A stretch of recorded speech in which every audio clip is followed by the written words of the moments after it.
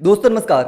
दोस्तों, राजस्थान के पूर्व मुख्यमंत्री अशोक गहलोत एक बार फिर से चर्चा में आ चुके हैं और चर्चा में किसी अच्छे काम के लिए नहीं बल्कि उनकी सुरक्षा में तैनात जवान को एसओजी ने रात को 2 बजे उसके घर से उठा लिया और सुरक्षा में तैनात जवान के साथ साथ उसके बेटे को भी उठा लिया। क्यों? क्योंकि उसने एसआई भर्ती का पेपर खरीदा था अपने बेटे के लिए। यानी तत्कालीन मुख्यमंत्री अशोक गहलोत के तत्कालीन पीएसओ राजकुमार यादव ने अपने बेटे भरत के लिए एसआई भर्ती का पेपर खरीदा था और जिसका पीएसओ से खरीदा था, जिसका नाम है कुंदन कुमार पांड्या, कुंदन कुमार पांड्या से राजकुमार यादव ने पेपर खरीदा था और कुंदन कुमार पांड्या ने बाबूलाल कटारा से पेपर खरीदा था। लेकिन बाबूलाल कटारा से पेपर खरीदा कुंदन कुमार पांड्या और कुंदन कुमार पांड्या उस समय के मंत्री महेंद्रजीत सिंह मालवीय का पीएसओ था। महेंद्रजीत सिंह मालवीय वर्तमान में बीजेपी में हैं, यानी भारतीय जनता पार्टी ज्वाइन कर ली है और उसके पीएसओ का हाथ था पेपर लीक में। वो सीधा सीधा पेपर माफिया से जुड़ा था बाबूलाल कटारा से, क्योंकि बाबूलाल कटारा ने ही पेपर लीक किया था। अब बाबूलाल कटारा पर कार्रवाई की बात हो रही है, लेकिन अशोक गहलोत सबसे ज्यादा चर्चा में है क्योंकि अशोक गहलोत के उस समय के पीएसओ ने, जो वर्तमान में भी अशोक गहलोत की सुरक्षा में तैनात है लेकिन पीएसओ नहीं है, और उसके बेटे के लिए उसने पेपर खरीदा था कुंदन कुमार पांड्या से, जो कि उस समय गहलोत सरकार में मंत्री जो थे महेंद्रजीत सिंह मालवीय, उसका पीएसओ था। अब महेंद्रजीत सिंह मालवीय बीजेपी में है, लेकिन अशोक गहलोत पर सवाल इसलिए उठ रहे हैं क्योंकि उस समय अशोक गहलोत मुख्यमंत्री थे और मुख्यमंत्री के पीएसओ का पेपर खरीदना कोई छोटी बात नहीं है। क्या अशोक गहलोत को नहीं पता था?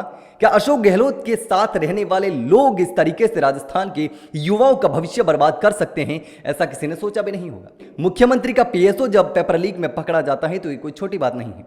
अब राजकुमार यादव ने अपने बेटे के लिए पेपर खरीदा था और पेपर खरीदकर परीक्षा भी दिलवा दी, लेकिन फिर भी ऐसा ही नहीं बन पाया। ऐसा इसलिए नहीं बन पाया क्योंकि परीक्षा तो पास कर ली लेकिन फिजिकल में फेल हो गया।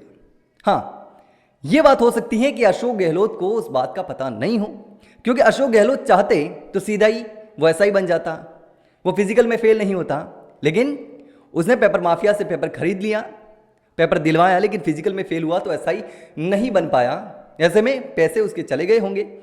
लेकिन अशोक गहलोत सरकार में मंत्री के पीएसओ भी ऐसा काम कर रहे हैं, यानी कि सरकार के साथ रहने वाले लोग, अशोक गहलोत के साथ रहने वाले लोग, अशोक गहलोत के मंत्री जो कि उस समय मुख्यमंत्री थे, गहलोत सरकार थी, वो लोग जब इस तरीके की कामों में शामिल थे, इस तरीके के घोटालों में शामिल थे, इस तरीके के कांड में शामिल थे, तो फिर अशोक गहलोत का नाम बदनाम होना ही है। चाहे कितना ही अच्छा अशोक गहलोत काम कर ले, लेकिन अशोक गहलोत के साथ रहने वाले लोग जब इस तरीके से काम करेंगे तो अशोक गहलोत का नाम साफ तौर पर बदनाम होना है।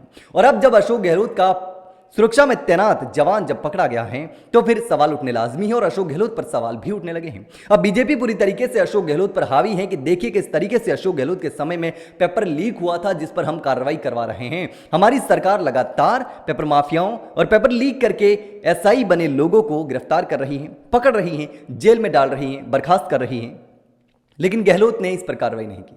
हाँ, गहलोत सरकार पर इसलिए सवाल उठते हैं क्योंकि गहलोत सरकार में भी पेपर लीक कम नहीं हुए हैं, बहुत सारे पेपर लीक हुए हैं और युवाओं का भविष्य पूरी तरीके से बर्बाद करने का काम हुआ। और अब जिस तरीके से खबरें आ रही हैं उसने भी युवाओं को परेशानी में डाल रखा है, युवाओं का भविष्य बर्बाद कर दिया है। लेकिन अशोक गहलोत का जिस तरीके से पीएसओ, जो तत्कालीन पीएसओ था और अभी अशोक गहलोत की सुरक्षा में तैनात था, वो जब पेपर लीक में पकड़ा जाता है और उसी मामले को लेकर अब हनुमान बेनीवाल पिछले लगभग 3-4 महीने से अनिश्चितकालीन धरने पर हैं। हनुमान बेनीवाल दिल्ली में एसआई भर्ती को लेकर आवाज उठा रहे हैं, भर्ती को रद्द करने की मांग कर रहे हैं, आरपीएससी के पुनर्गठन की मांग कर रहे हैं और इसमें सीबीआई जांच की भी मांग उठा रहे हैं। किरोड़ीलाल मीणा इसको लेकर के लंबा संघर्ष कर चुके हैं, लेकिन जो किरोड़ीलाल मीणा की बात भजनलाल सरकार ने नहीं मानी, ये बात अलग है। लेकिन हनुमान बेनीवाल पर इसके साथ तमाम एसआई भर्ती के पीड़ित युवा लगातार आंदोलनरत हैं और न्याय की गुहार लगा रहे हैं, लेकिन अब तक भी इस भर्ती को लेकर न्याय नहीं हुआ है, मामला कोर्ट में चल रहा है। हनुमान बेनीवाल लगातार भर्ती को रद्द करने की मांग कर रहे हैं। हालांकि जल्द इस मामले में फैसला आने की भी पूरी संभावना है क्योंकि कोर्ट में लगभग सुनवाई पूरी हो चुकी है। लेकिन दोस्तों, जिस तरीके से अब यह मामला सामने आया है उसको लेकर आप क्या सोचते हैं? कमेंट सेक्शन में कमेंट करके जरूर बताना।